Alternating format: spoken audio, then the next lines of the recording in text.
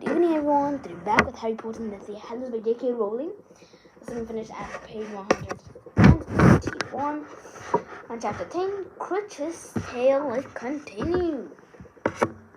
Harry woke early next morning, wrapped in a sleeping bag on the drawing room floor. A chink of sky was visible between the heavy curtains.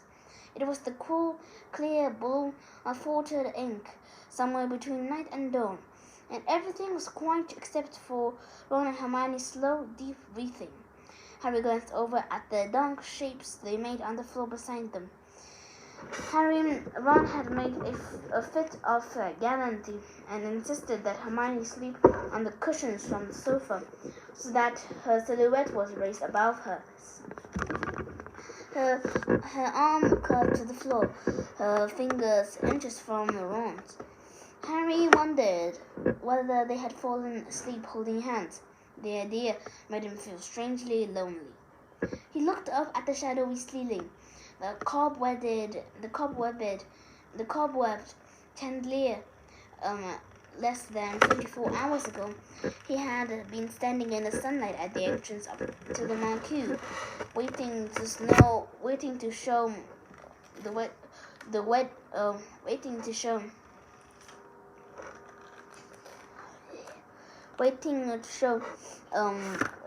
guests. It seemed a lifetime ago. It was going to happen now. He lay on the floor and thought of the Horcruxes, of the daunting, complex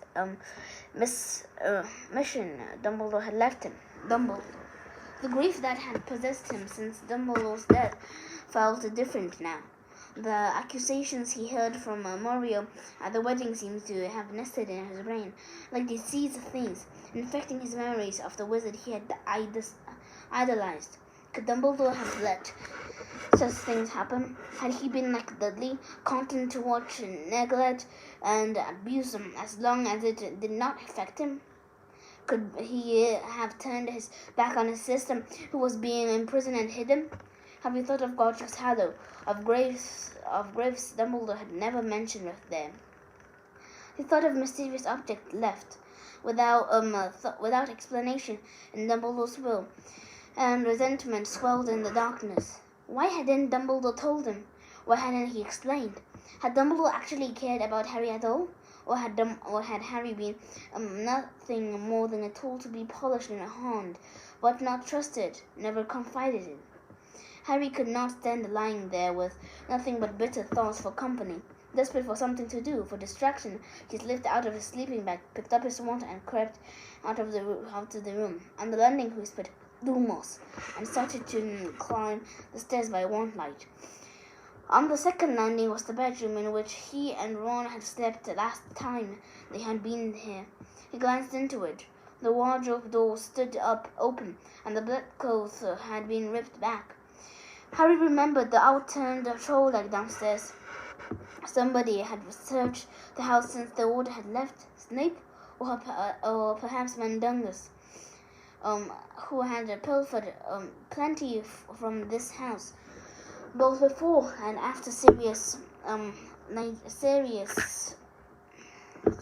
had died. Harry's gaze wandered to the portrait that might contain Phineas Nigelius Black, Sirius's great-great-grandfather, but it was empty, showing nothing but a stretch of muddy backdrop. Phineas Nigelius was evidently spending the night in the headmaster's study at Hogwarts. Harry continued up the stairs until he reached the topmost landing. There were only two doors. The one facing him bore a nameplate reading Sirius. Harry had never entered his godfather's bedroom before. He pushed open the door, holding his wand high to cast a light as widely as possible. The room was spacious and must once have been handsome. There was a large bed with carved wood headboard, a tall window obscured by long velvet curtains, and a chandelier thickly coated in dust, where the candle stubs were still resting in its sockets. A solid wax hanging in frost-like drips. A fine film of dust covered them pictures on the wall and the bed's headboard. The spider web stretched between the chandelier and the top of the large wooden wardrobe, and as Harry moved deeper into the room, he heard a scurrying of disturbed mice. The teenage Sirius had plastered the walls with so many posters and pictures that still up the walls, still very grey slick was visible. Harry could only assume that Sirius's parents had been unable to remove the permanent sticking charm that kept them on the walls, because he was sure they would not have appreciated their eldest son's taste in the decorations. Sirius seemed to have gone out of his way to annoy his parents. There were several large Gryffindor banners, faded scarlet and gold, just to underline his difference from all the rest of the Slytherin family. There were many pictures of the Muggle motorcycle, and also Harry had to admire Sirius's nerves. Through posters of bikini-clad Muggle girls, Harry could tell that they were Muggles because they remained quite stationary within their pictures, faded smiles and glazed eyes frozen on the paper. This was in contrast to the only visiting photographs on the walls, which was a picture of a 4 Hogwarts students standing arm in arm, laughing at the camera. With a leap of pleasure, Harry recognized his father. His untidy black hair stuck up at the back like Harry's, and he, too, wore glasses. Beside him was Sirius, carelessly handsome, his slightly arrogant face so much younger and happier than Harry had ever seen it alive.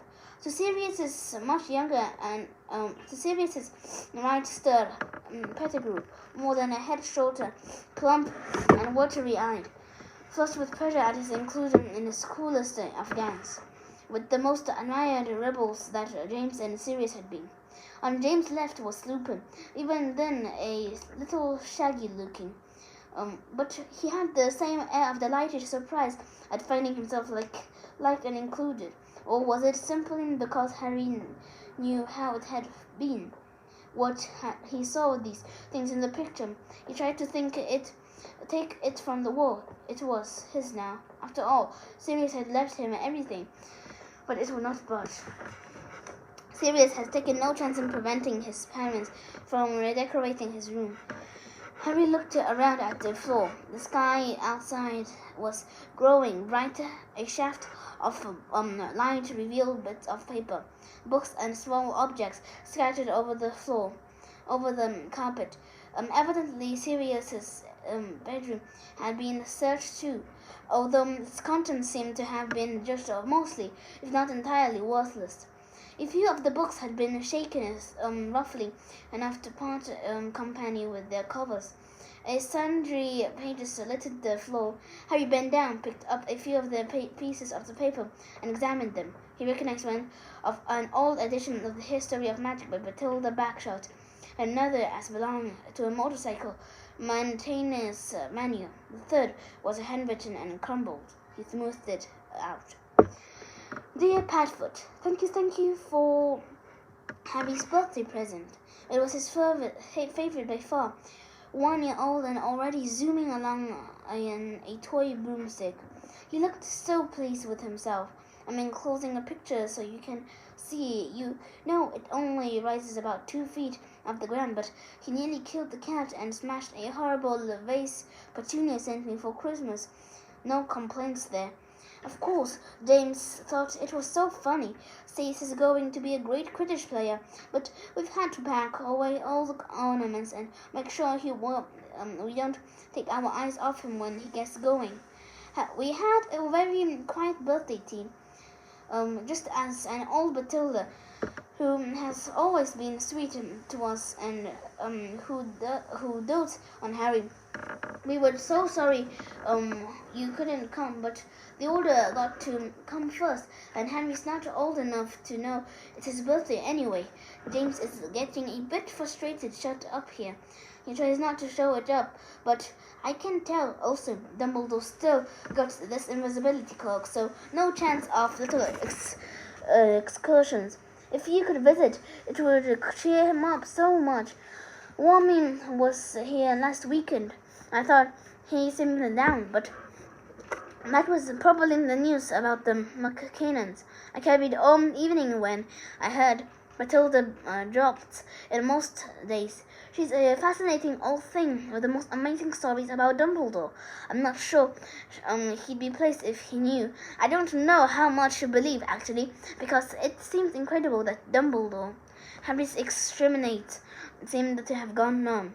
He stood quite still, holding the miraculous paper in his nerveless fingers, while inside him a kind of quiet eruption sent joy and grief thundering in equal measure through his veins. Lurching to the bed, he sat down. He read the letter again and again, but could not take in any more meaning than he had done the first time, and was reduced to staring at the handwriting itself. She had made her G's the same way he did. He searched through the letters for every one of them, and each felt like a friendly little was glimpsed from behind a veil. The letter was an incredible treasure, proof that Lily Potter had really lived, that her warm hand had once moved across this apartment, tracing ink into these letters, these words about him, Harry, her son. Impatiently brushing away the wetness in his eyes, he reread the letter, this time concentrating on the meaning. It was like listening to a half-remembered voice. They had had a cat.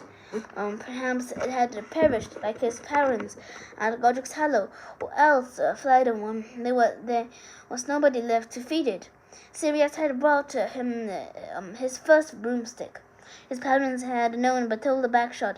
Had Dumbledore introduced them? Dumbledore still got his invisibility cloak. There was something funny there. Harry paused, pondering his mother's words. Why had Dumbledore taken James' invisibility cloak? Harry distinctly remembered his headmaster telling him years ago, "I don't need a cloak to become invincible, Harry." Perhaps some less gifted older member had needed its assistance, and Dumbledore had acted as courier. Harry passed on. Well, I think we'll leave it here, guys. See you next time. Bye.